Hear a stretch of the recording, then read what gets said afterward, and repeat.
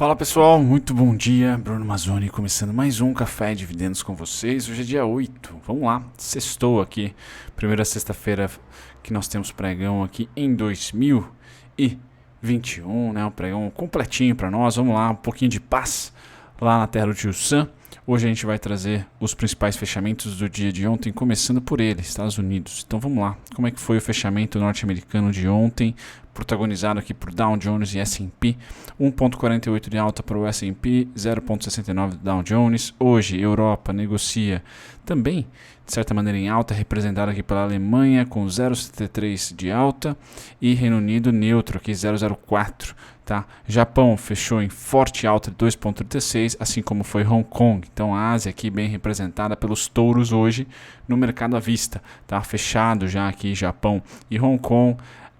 Europa tradando ainda no campo positivo, tá? Neutro barra positivo. Bom, passando para a parte central aqui dos quadros, nós temos petróleo continuando a sua subida, tá? Para os 57, 59, então por enquanto quase 1% de alta, tornando resiliente e muito resiliente nossa Petrobras e todo o setor, tá? Então commodities bombando, o Brasil deve ter um mercado hoje também robusto, tá bom?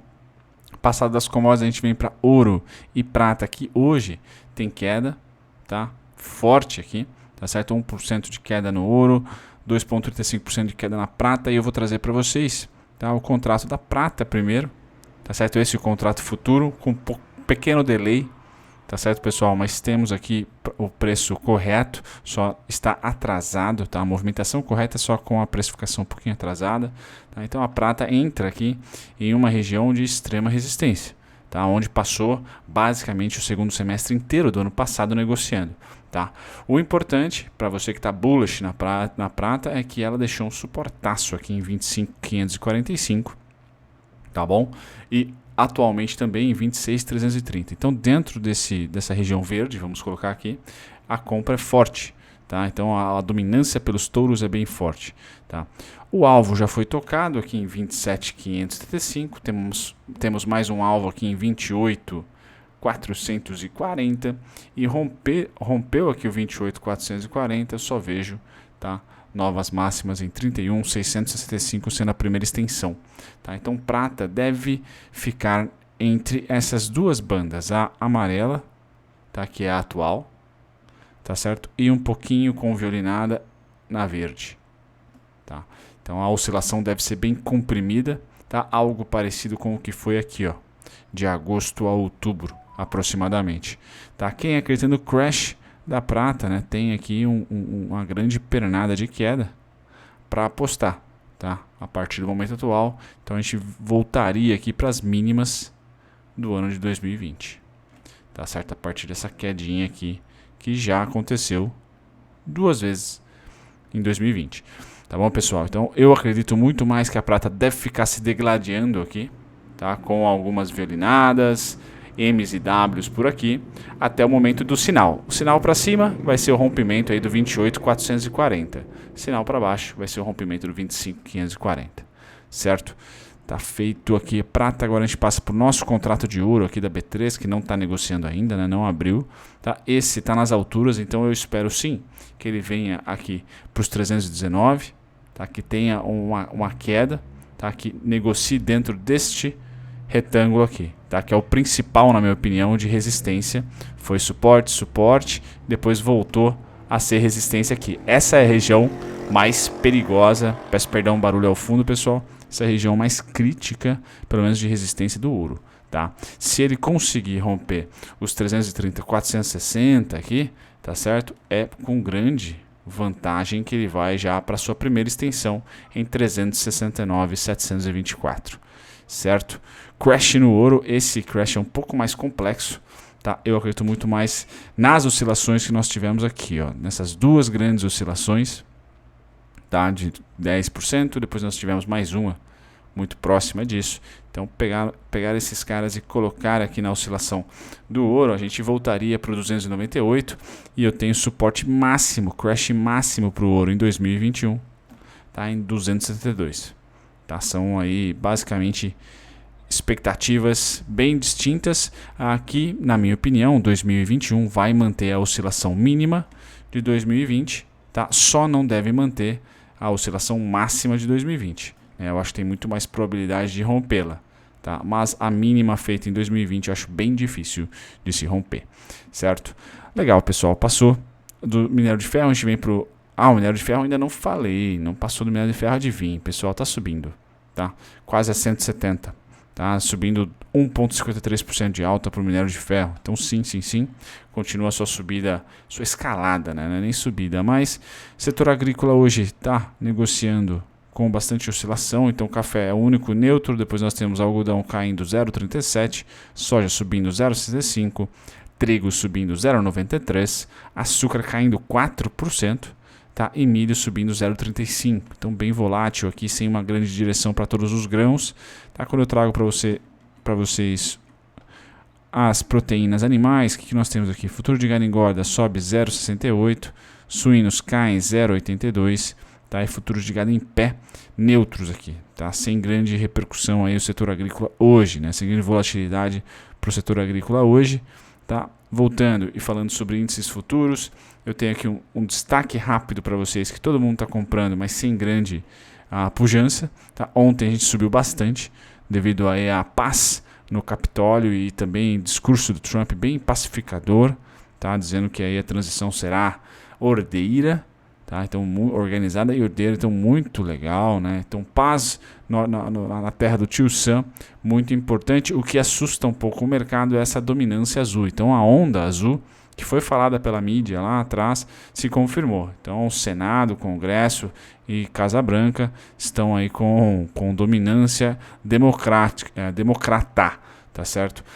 Não sou fã de ter dominância de um único partido nos três poderes, né? Não nos Estados Unidos e nem em nenhum lugar, tá? Isso não é legal, então deve trazer um certo ruído, tá? Lógico que quando sair da boca dos líderes, e calma, né? Liderança é uma coisa, unanimidade é outra, tem muitos republicanos por lá, quando sair as primeiras táticas e estratégias de política internacional, de proteção ou não ao comércio americano, a política cambial, desvalorização ou não, aumento ou não, subida de juros, isso é muito importante.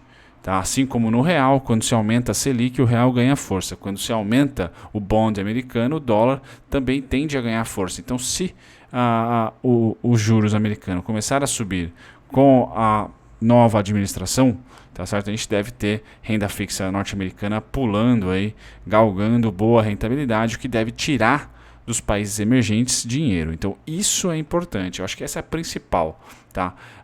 Se vai ter protecionismo, eu acho difícil.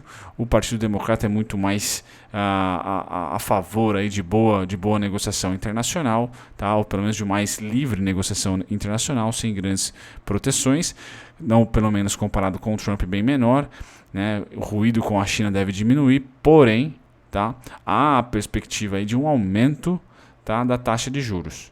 Tá certo? Se houver aumento da taxa de juros norte-americana, a gente tende a ter uma fuga de capital dos países emergentes para a renda fixa americana. Né? Isso é natural e não acontece desde hoje. Né? Trazendo para vocês mais índices futuros, deixa eu pegar aqui. Tá? A gente percebe que temos patinho feio, fica com a Espanha, creio eu, com 0,22 de queda. Tá? Não é para pagar, só para coisa. Isso. 0,22 de queda, tá certo, dos grandes mercados. Reino Unido hoje também deu um probleminha, 0,31 de queda, e o resto todo verde, tá? Estados Unidos continua comprador, a Itália, Suíça, tá? Sem grandes compras, só a Ásia realmente se destacando, né? Tanto Hong Kong quanto o Japão se destacando bastante, né? Quase mais de 1% China, Hong Kong e Japão combinados aí, então vão bem, tá? A parte asiática hoje, tá certo? E ontem a gente subiu aí 3,5 no nosso contrato futuro do índice, né? Então muito boa alta ontem, tá? Passado aqui dos índices futuros, a gente vem para o monitor de inflação. Então a primeira vez que nós temos aqui a inflação dando uma desacelerada, tá? Uma alta aqui que a gente vinha acompanhando desde o Natal, tá? E dia 7 de janeiro protagonizou aqui a primeira queda. Então deve repetir aqui o movimento, tá certo, de começo de ano, certo? Devemos ter uma baixa nesse começo de ano. Bacana.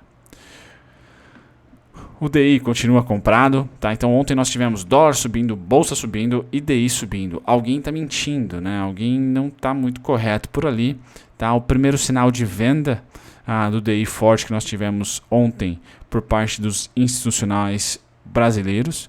Então sim, houve venda ontem, tá? Houve uma grande venda dos institucionais, linha laranja aqui, vocês podem perceber que uma queda forte, enquanto os gringos continuam compradinhos ali, tá? Por enquanto ambos comprados. Tá? Só estão trocando de posição quem está mais comprado e quem está menos. Aqui o gráfico do DI longo, pessoal, né, de 2035, né, tá pagando aí cerca de 8%. Tá? Então se você investir no DI para 2035, você vai receber 8% aí ao ano. É a expectativa hoje, né, que nós temos no contrato. E essa semana, protagoniza aí uma bela alta. Deixa eu trocar de cor aqui. Protagoniza uma bela alta. Tá certo? Bela alta mesmo. Então nós temos aqui o DI com cara de dar uma pitelada para cima. Tá certo? Então é importante o movimento do DI.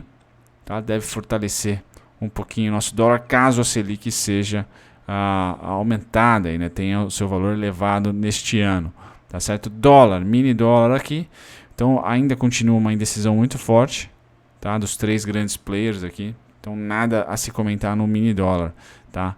No dólar cheio nós já temos uma decisão um pouquinho melhor, tá? Mas o mini dólar é líquido pra caramba, então acho que para tendência o mini dólar acaba sendo melhor, embora nesse momento o dólar cheio tá com gringo comprado, tá? Virou a mão aqui nesse mês de janeiro, então tá com gringo comprado, tá? Pode ser também um bom driver, tá? Bom volume. Tá certo? Então, por enquanto, bancos e gringos comprados, me parece que não é uma boa apostar ainda na venda do dólar. Tá? Ainda na venda do dólar. Certo? Então, eu vou acompanhar e trazer para vocês sempre. No gráfico, né, a gente basicamente não sai do lugar. Deixa eu tirar o zoom para vocês. Já faz um tempo. Então, esse é o gráfico do dólar. Né, eu falo para vocês, o não sair do lugar é basicamente, nós temos aqui a mínima de 2020. Tá? E agora a gente pode colocar aqui também a máxima pós-maio ali, certo? Pós-março e abril, maio.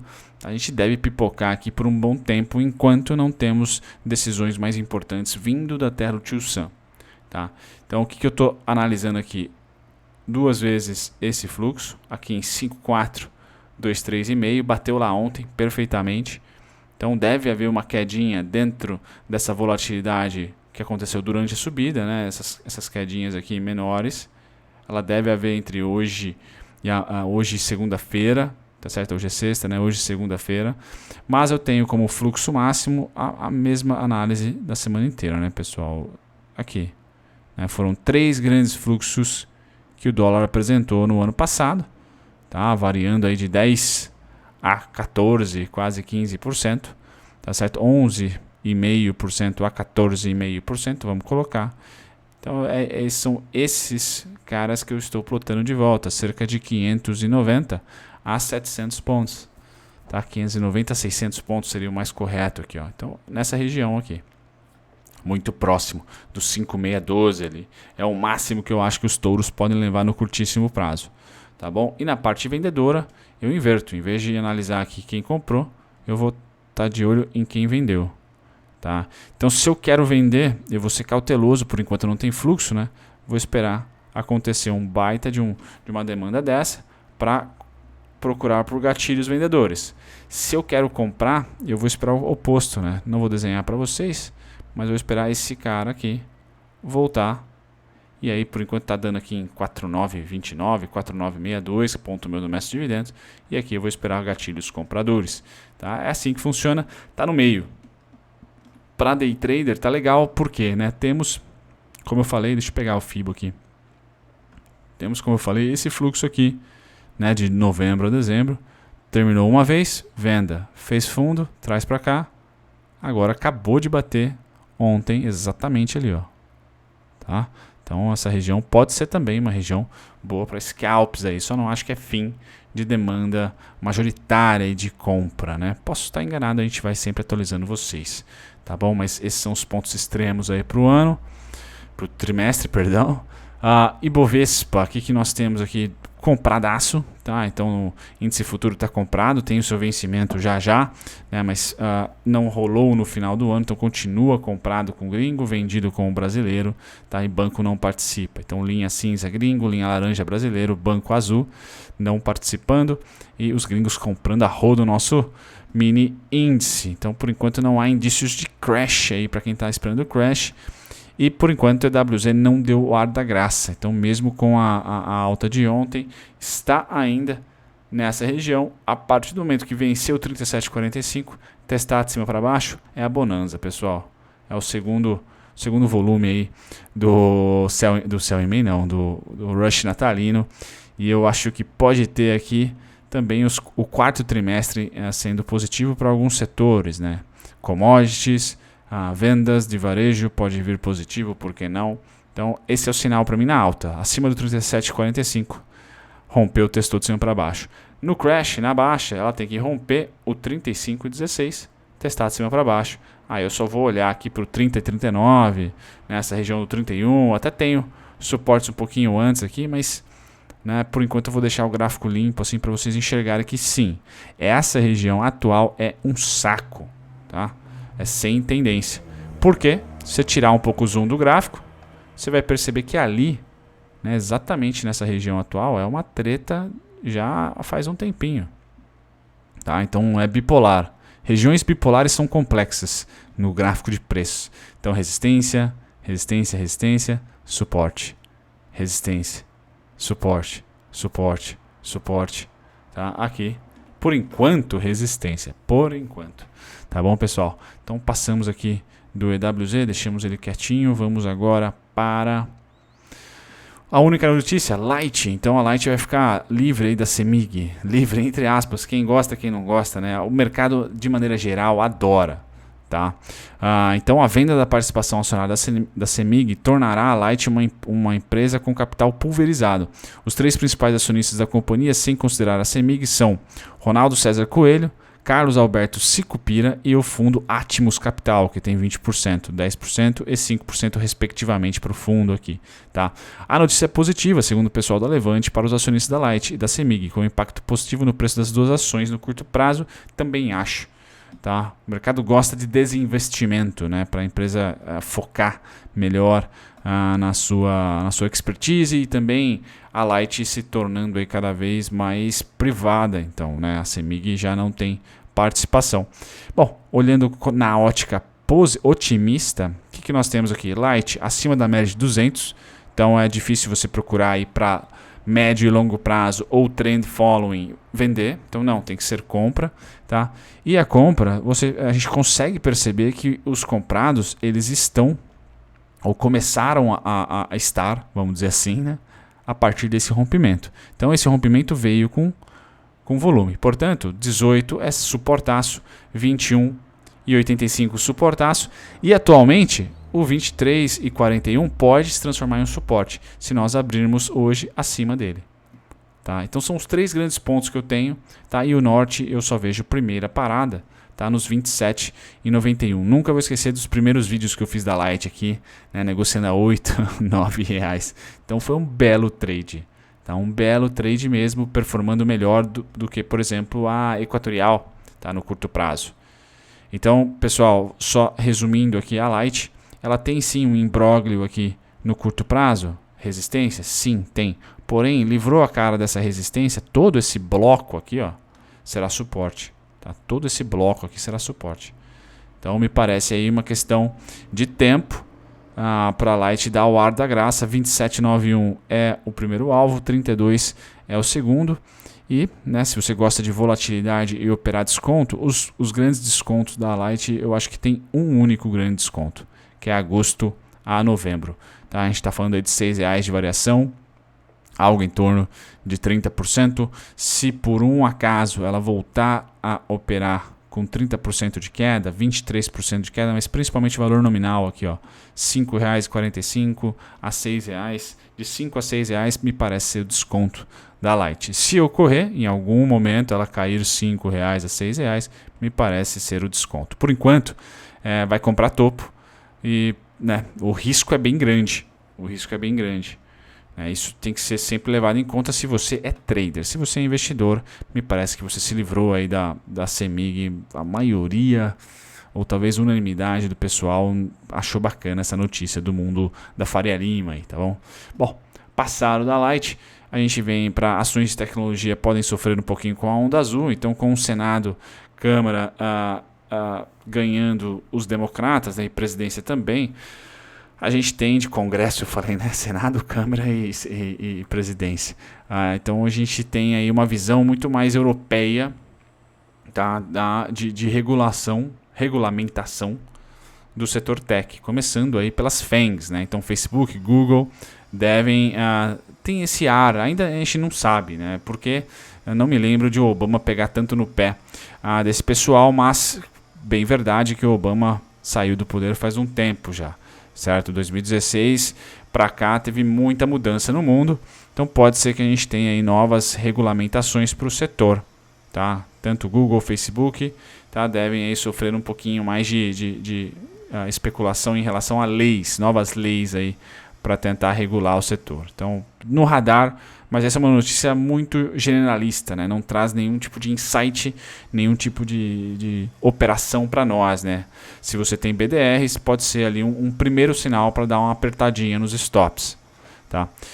Aqui eu trago o Ibovespa, mas na verdade eu queria falar, vamos falar do calendário primeiro. Então, calendário econômico, vamos ver o que tem hoje de 3 estrelinhas aqui, se é que há alguma coisa. Tem o payroll, dólar, não estou operando dólar, então estou por fora. Então payroll hoje, cuidado, às 10h30. Taxa de desemprego, esse é bem bacana. Então 10h30 é o horário da volatilidade, pessoal. Taxa de desemprego norte-americana parece que não rolou 2020, né? Está entre 6% e 7%. Então é importante dar uma olhadinha nesse dado, importantíssimo, tá? Bacana, essa é a principal notícia do dia. 10h30, então payroll e taxa de desemprego. Já no Ibovespa, pessoal, assim como o petróleo segue para os 59, 57 e o Ibovespa, na minha opinião, segue para os 130 a 134, tá certo? O mini índice que tem ali 127, um pouquinho antes, resistência, mas o Ibovespa não vejo o porquê ter freios aqui durante, tá, esses primeiros dias do mandato norte-americano e também com as commodities subindo. Tá? Destaques de ontem, tirando o Ibovespa aqui do centro das atenções, temos Conga, tá certo? Então Conga por aqui vendendo participações, aí saiu uma notícia sobre a Eleva, né? Eu resolvi não trazer porque a Conga eu falo sempre sábado, então sabadão devo trazer essa notícia para vocês, tá? Mas nada que né, traga algum tipo de euforia master para Conga, mas foi um dia de alta ontem, 10 centavos. Oi também subiu 1 centavo, né? Então variações aqui. Não, vale com certeza, né? R$ 6,70, meu Deus do céu. A Via Varejo no follow-on, então tomem cuidado aqui com 14,85, certo? Com 13,70 e alguns quebrados, ou 13,22. Domingo eu trago para vocês o estudo da Via Varejo. Petrobras, obviamente, subindo também. Minério de ferro, petróleo subindo, maravilha. A Magalu está próximo do suporte. Né? Então a Magalu, eu falei do suporte lá em 22,38, 22,35. Então tem alarme ali, hein? Será? Itaúsa, muito bem, né? Indo muito bem, tá? Então parabéns para você, acionista da Itaúsa, tá? Tá vencendo a região mais importante, na minha opinião. Uma região mais importante. E deixou um baita do suporte no 10,36, 10,51, tá? Então Itaúsa, assim como o EWZ, deve ficar, né, caranguejando por aqui por um tempo, mas já é um baita sinal de que sim, compradores estão achando interessante o preço dela atual. Ótimo, tá? Destaques de alta, Honey 3, então todo o setor, né, Klabin voando, Honey 3 voando, né, dólar voando. E na baixa, C&A, né? C&A eu postei vídeo ontem, né? Então C&A para mim eu vejo que o 10,76 é a primeira parada, tá? Para C&A sem dúvida nenhuma. É isso aí, pessoal. Esses são os destaques. Fico por aqui. Até o chat aí. Tchau, tchau. Muito obrigado a você por ter ficado até o final. Nem sempre eu apareço durante os vídeos, então deixa eu aqui me apresentar. Meu nome é Bruno Mazzoni, sou analista CNPIT. estou aqui no YouTube já há próximos de 2 anos, tá? Sempre comentando sobre ativos específicos ou um grupo de ativos. Então convido você que ficou até o final a visitar a minha descrição, tem lá todos os conteúdos meus gratuitos para você que quer aprender sobre análise técnica, aprender sobre valuation, análise fundamentalista, tá certo? E também outros conteúdos curiosos sobre o mercado financeiro. E se você quer assistir sobre um ativo em específico, uma ação em específico, vá na aba playlists e digite, tá, o ticker ou o nome da empresa, mas principalmente o ticker da ação, e eu vou ter com certeza um vídeo para você lá, tá certo? Me apresento e fico por aqui. Até o próximo vídeo. Tchau, tchau.